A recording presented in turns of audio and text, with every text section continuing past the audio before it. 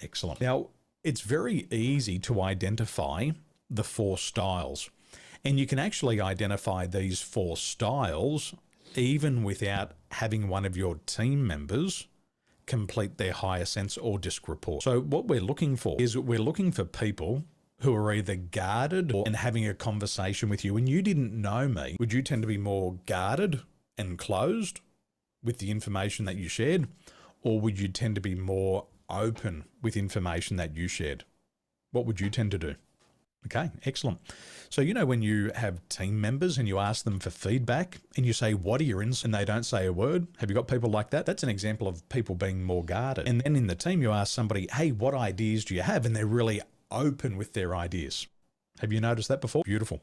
So you can start to identify this. We can ask ourselves the question, is this person more guarded or are they more open? If they're more guarded, they'll tend to be that dominant style, which we call the D style, or they'll be tending more to be more towards the conscientious side or the C style. If the person is more open, they tend to be more of that influence style, I, the steadiness style, the S. So that's the first way we can identify them. Another way that we could identify people is how direct are they? When I'm having a conversation with this person, are they really direct with me? When I ask them a question, do they answer me directly? Or when I ask a question, are they more indirect? And they never really get to the point. If you were talking to me, would you describe yourself as more direct and just to the point? Or would you be more indirect and you'd leave some suggestions? If you were meeting me for the first time, would you be more direct or more indirect? If you built the relationship, would you be more direct or more indirect?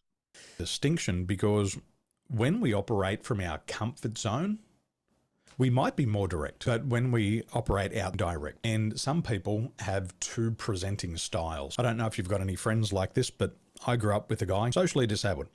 You'd take him out and introduce him to your girlfriends or your friends, and they'd look at you and they're like, who's your mate? But if he had 2 or 3 drinks, he was the life of the party.